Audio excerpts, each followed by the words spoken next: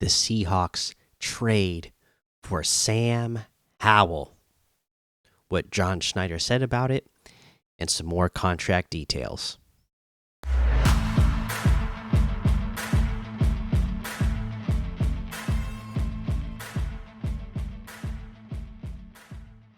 Welcome back to another episode of the Seattle Sports Show, where we love Seattle pro sports. I am your host, Mikey, and we have a big episode today, or a big topic to talk about today, and that is quarterbacks for your Seattle Seahawks. Yes, the Seattle Seahawks traded with the Washington Commanders for quarterback Sam Howell. My goodness, what a trade this was. So, for the Seahawks, we receive Sam Howell, their 4th round pick 102, and the 6th round pick 179.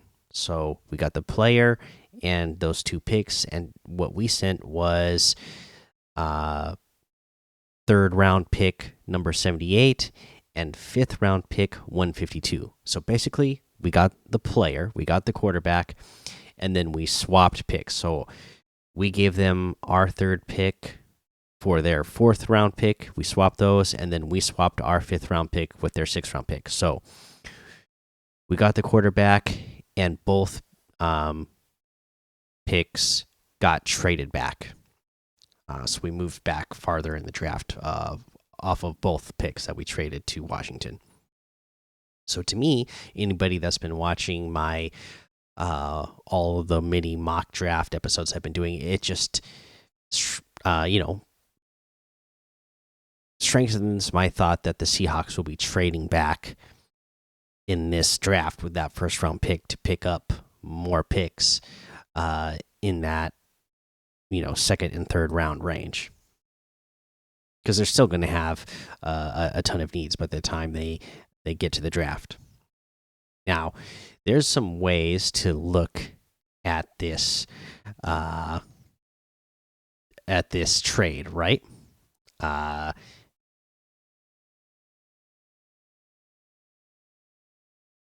Basically, there's different ways to look at trade value charts. That's what I do and it's, to me, it's only a starting point. And so there's different types of value. Okay, so or different trade value charts use different formulas. The very original one that was come up with was the Jimmy Johnson trade value chart, right? He's the one that came up with the whole concept. Now, if you go by that old one made 30 years ago that Jimmy Johnson came up with, then you're looking at the way the math works out on that one is that it would look like the Seahawks gave up a 4th round pick, like the top of the 4th round pick, for Sam Howell. Basically, what the value of our picks were and the value of the Commanders' picks were when you swap them out, and then you take the values and subtract them. Basically, the math would work out that we gave them end of 3rd, beginning of 4th round pick value for Sam Howell. Now, if you want to use the more updated Fitzgerald Spielberger trade value chart that I think most people that are into this type of thing go by nowadays, then you are looking at the math working out where it looks like the Seahawks basically traded only a 7th round pick for Sam Howell. Because again, we didn't give them extra picks. We just swapped picks around. So we didn't lose any picks in the draft. We didn't gain any picks in the draft. Basically, what we did was gain a player and then swap positions for our draft spot. But again, when you take the values of those draft picks, if you go by the Fitzgerald Spielberger trade value chart, then the value would be a 7th round pick is what we gave up for Sam Howell. And I'm actually very pleased with this draft. With this trade. Either way you want to look at it, I don't really feel like the trade value chart is that big of a deal here because we're still getting the same number of picks. We are moving back, but we didn't lose any number of picks in the draft. And again, if you really want to do the math and you want to go by value, then I don't think either way. The 4th round, it's not bad for what the potential of Sam Howell is and a good backup quarterback, because you might have wanted to draft somebody in that range to be your backup quarterback anyways. Somebody potentially like Spencer Rattler. And I know a lot of people are high on Spencer Rattler. I've seen some people saying that they still think he's one of the best quarterbacks and would put him ahead of somebody like Penix, which in my mind that just blows me away. I have no idea why there'd be any scouts out there that would say that that Spencer Rattler is ahead of Penix. But anyways, we don't have to worry about that because we're not worried about quarterback situation anymore, because we basically just used the value of a draft pick to get Sam Howell in that range. And Sam Howell, I think, is better than the quarterbacks who are even in the 4th round range, and certainly the quarterbacks that you could get in the draft this year in the 7th round range. I think there's a lot of upside there for Sam Howell. He's got a lot of the skill set you want to see in an NFL quarterback these days. He has the ability to move. He has the ability to throw on the move, and he's got good field vision. He's not somebody who. There's a lot of good quarterbacks who are good running quarterbacks, right? But when they start running, they take off running. Their head is down. They're not looking to pass, so they're not at that point. They're technically a dual threat quarterback because they can throw or run. But at that point, once they start running, they're really just a running back. Whereas somebody like a Sam Howell, he does a very good job of keeping his eyes down the field to make a pass. Like he's nowhere near the same level, but just keep in mind somebody like a Russell Wilson, right? That is what Russell Wilson could do so bad before. He was a true dual threat at all times. When he would start to take off running, his eyes never stopped looking downfield to take a potential pass if there was a pass that came open that was better than him taking the run.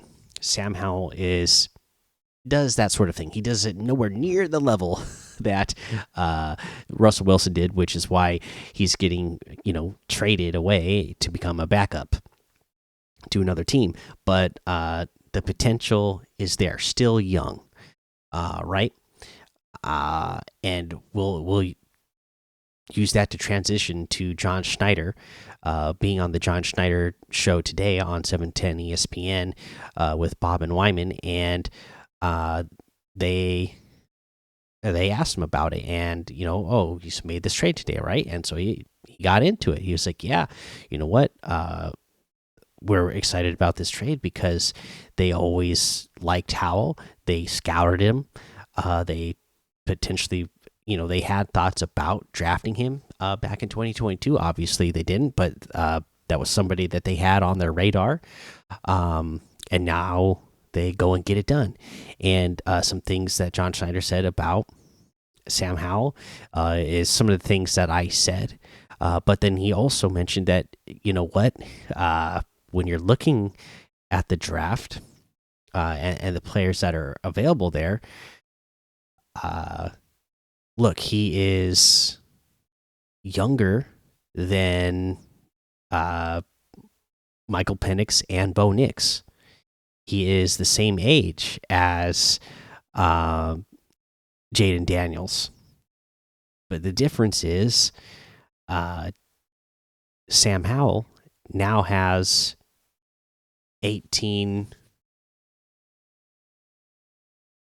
18 starts to his name in the NFL. So he has experience. So, um,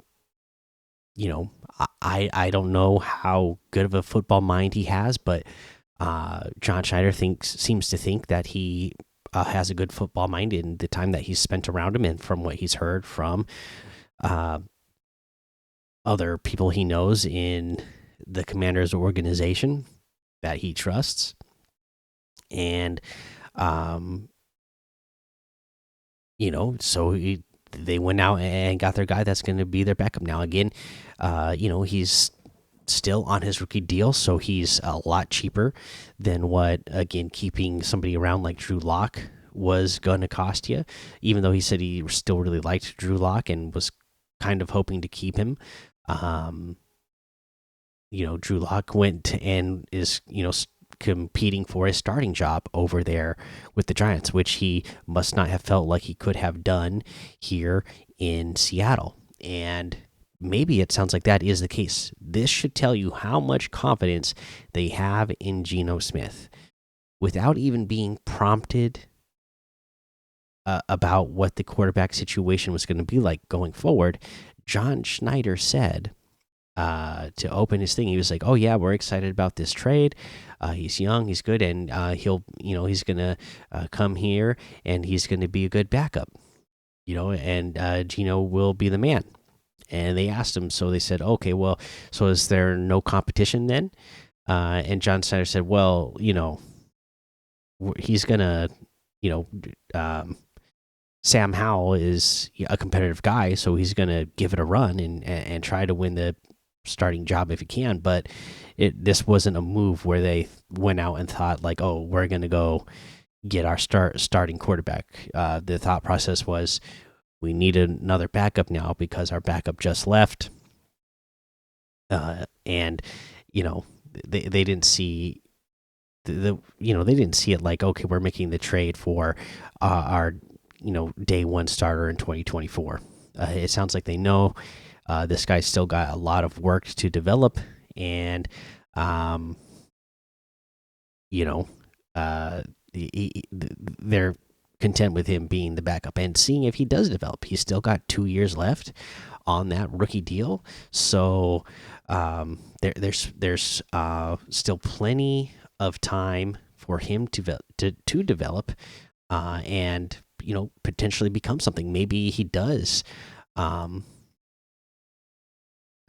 become something, in 2 years' time, and even if he's just the backup for the next 2 years, and then you want to keep him because remember I believe he was a second round draft pick, or was he third? I don't remember the exact. Oh no, he was fifth round. Wow, I cannot believe he was fifth round. I thought he was higher than that. Nope, he was a fifth round pick. But anyway, so he was only a fifth round pick. So the cap hit you're paying for him is in year one just 985,000, and then year two 1.1 million. So costing you nothing to be a backup, but you've seen what he can be as a starter, so he has it. You saw how well he did against the Seahawks just this last season, and he was somebody a couple years ago I identified and I thought he was going to be pretty good. So much so that I don't think I'm going to keep doing it because I had people drop out and it's just too hard to get new people in. But I started a dynasty fantasy football league, and I have Sam Howell on that team. In fact, I traded Trevor Lawrence away because I was confident that, like, hey, Sam Howell is going to be better fantasy wise for me than Trevor Lawrence.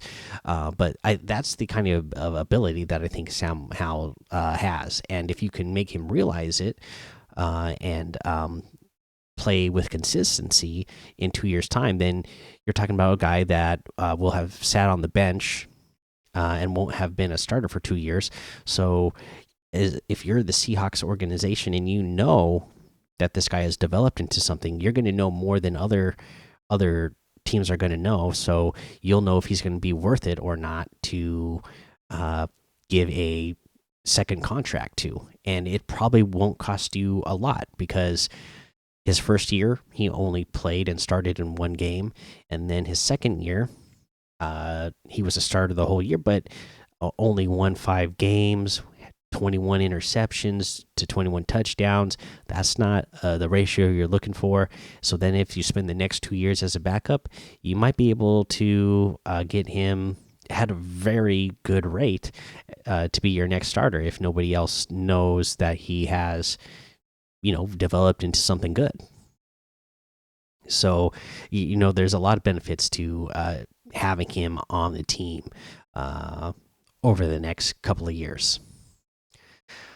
So there you go. There's Sam Howell again. Just looking at his stats real quick. In his career, drafted just in 2022, 1 start that year, 17 starts this past season. Overall record of 5-13. Again, 1 touchdown, 1 interception in year 1, 21 touchdowns and 21 interceptions in year 2. So he's quite literally even 22 touchdowns and 22 interceptions for his career. And he's got what he's been sacked a lot. This last year he was sacked a lot. I'm sure he's going to be happy to not be behind that Commanders line anymore. But yeah, I mean, I see a lot of potential there. So hopefully he develops into something, and if not, I think we got ourselves a good backup for the next couple of years. All right, so there is Sam Howell. We can move on from that, and we will talk about a couple more things just real quick that John Schneider said during this. He talked about how important it was to keep Leonard Williams. They did spend that second-round draft pick on him, and they do see him, obviously, the way they used him on the defensive line this last season, and the way Mike McDonald wants to use him this season, somebody who can line up as a 0-3-5 technique. He can line up in all the different positions across the defensive line. So that is the type of weapon that Mike McDonald wants. So, it was super important for them to keep somebody of his caliber.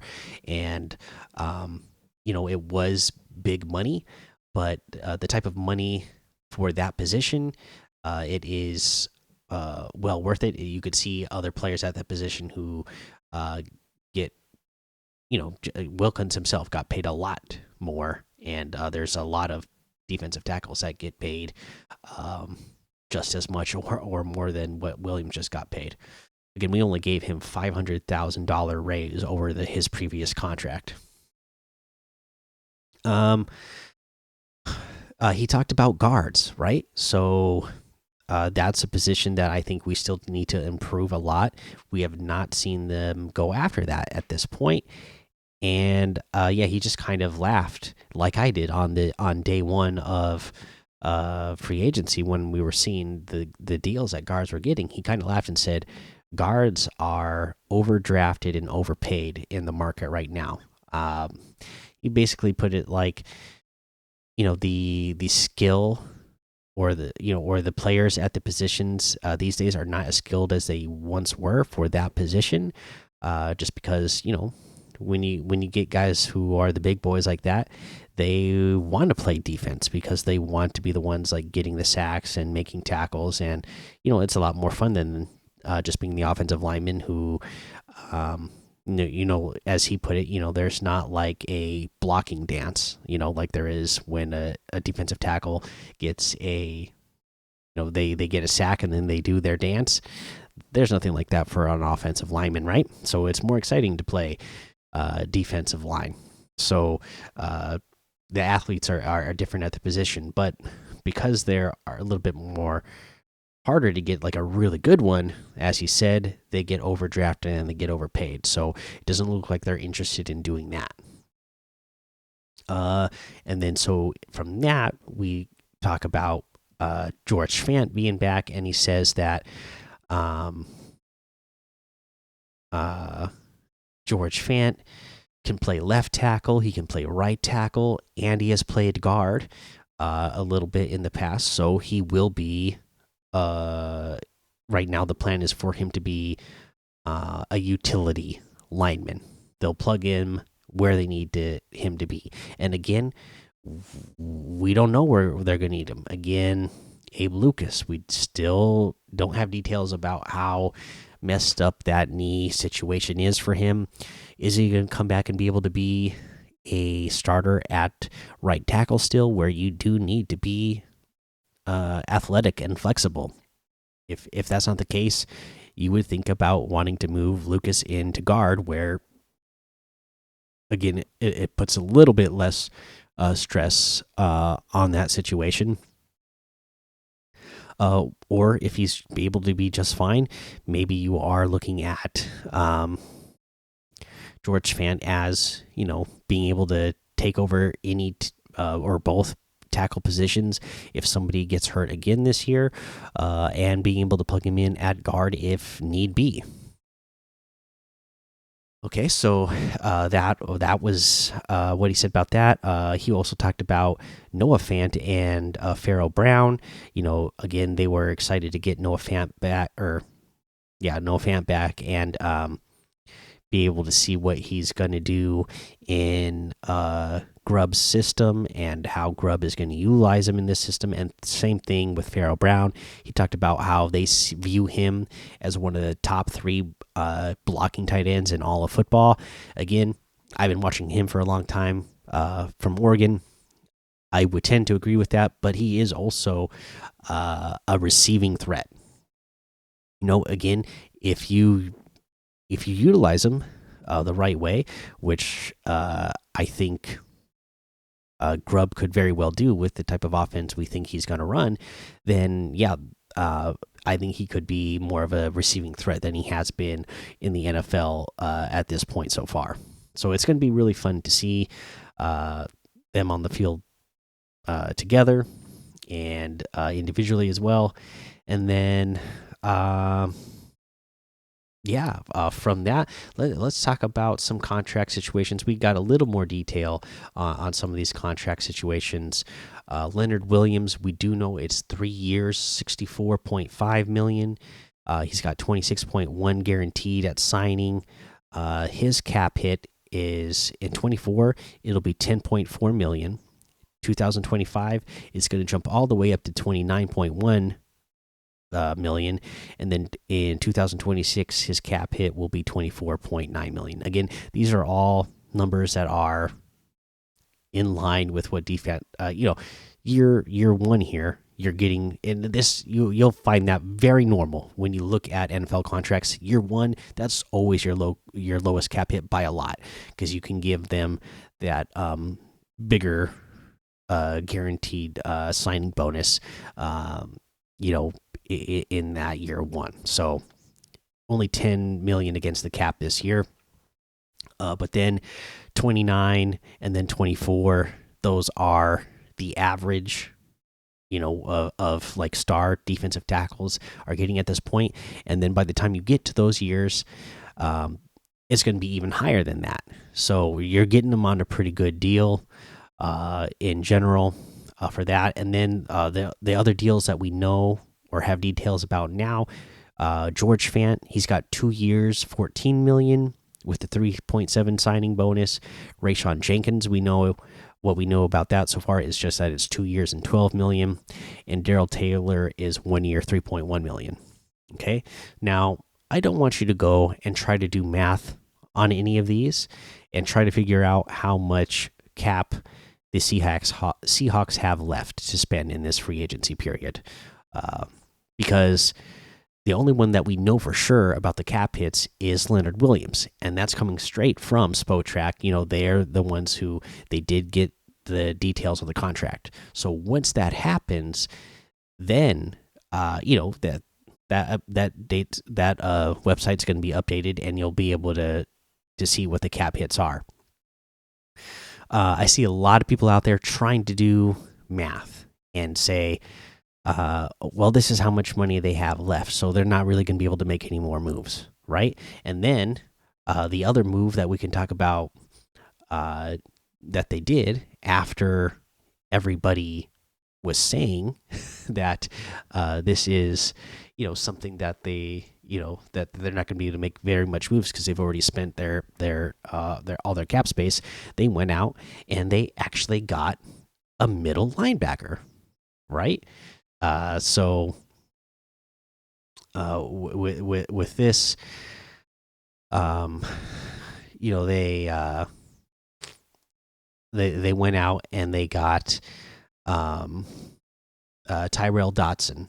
Okay, so Tyrel Dodson, middle linebacker, coming over from the Bills, and with him, uh, you know, I'm sure he's getting. Again, we don't have the details of his contract yet, but I'm sure he's getting a pretty decent deal because uh, he was. If you're into Pro Football Focus, he was the top, or one of the top graded middle linebackers of this past season. I believe overall he was number 3, and being ranked quite highly in a few categories. I think he was ranked at 1 in a couple categories. I saw some sort of graphic of it earlier.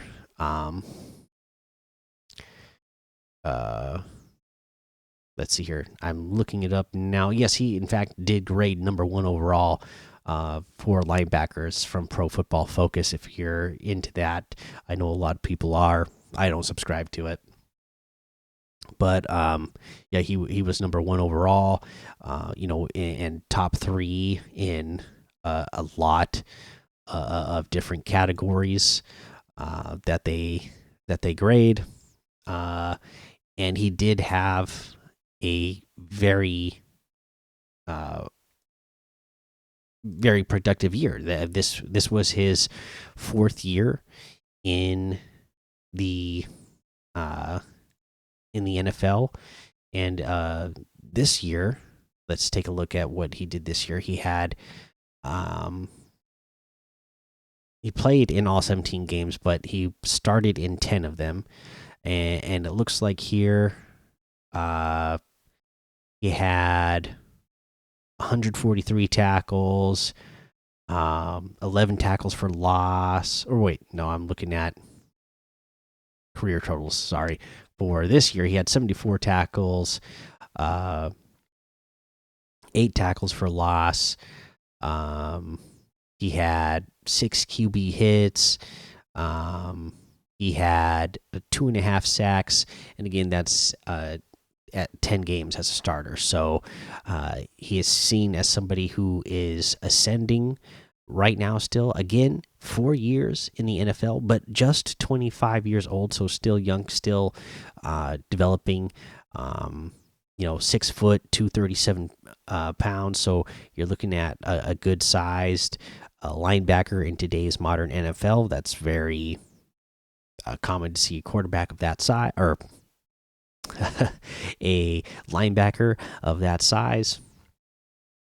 So, that's Tyrel Dodson, and finally they go out and get a linebacker, thankfully. But again, I saw a lot of fans, making comments like, "Oh, they've spent all of their cap space already, and they're not going to be able to make any more moves now." Let's wait till we get the details, because again, you can't just look at the average annual value of the contract and just say that's the cap hit. That's not how it works. Again, if you look at Leonard Williams' contract, again with the 64 million over 3 years, that would be 21 something a year, right?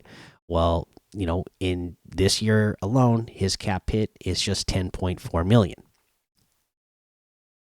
So, and then again, these players are going to have different kinds of bonuses in their contracts, as we saw them do with Geno Smith. So when we get into those future years, they can reduce those cap hits if they want to or need to. So, just don't do the math and just go like, okay, well, the average annual value is this, so this is how much cap space it is. That's not how contracts work. So, when the numbers come out, we'll know, and we'll know how much cap space they have left. I suspect they're still going to be able to go out and get some more mid-level players at this point if they want to, and then they will be saving some money for the draft and any sort of in-season moves that they need to make. And based on the way they are, they've been handling free agency so far, I feel like they're going to try to take a good handful of this year's cap and roll it over to next year, because remember, you can roll over whatever cap you don't use from 1 year, you can roll it over to the next year. And it just kind of based on everything they're doing, it seems like that is going to be the case. Yeah, so there you go. That's your Seattle Seahawks. That is everything that we know about all the moves that they've made over the last couple days and the moves that they made today so far. Again, if we get more details about contracts, we'll bring it to you in future episodes, and kind of break it down and see if we like those deals. Again, for me, I'm a big fan of the way we got Leonard Williams' deal done, and that we got to keep him on the team. I think that was a priority.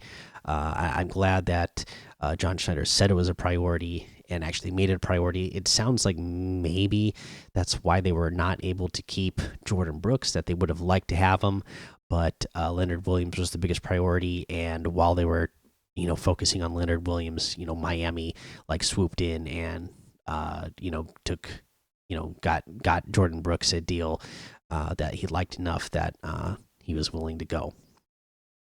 But that's how these things work, and we end up with Tyrel Dodson. So we'll see how that plays out. Losing one guy who was ascending for another guy who is ascending, who's also still young. We'll see how it plays out. But yeah, there you go. There is your update on the Seahawks, and that's going to be today's episode. So if you're watching on YouTube, please hit the subscribe button, hit the notification bell, hit that like button, and leave your comments. Let me know, what do you think about this trade for Sam Howell? I know there's a ton of you out there who wanted Justin Fields for some reason. If you're out there, let me know if that was you, and if you're feeling sad that you didn't get him, and that are you upset that we got Sam Howell over Justin Fields? To me, Sam Howell has showed more promise as a quarterback at the NFL level than we've seen from Justin Fields at this point. And if Justin Fields came here, he would have been just a backup as well. He wouldn't be competing for the starting spot over Geno Smith, and he's not somebody I would be confident would be able to win it at that point. And just from what we've seen in the development of Justin Fields in the same time period as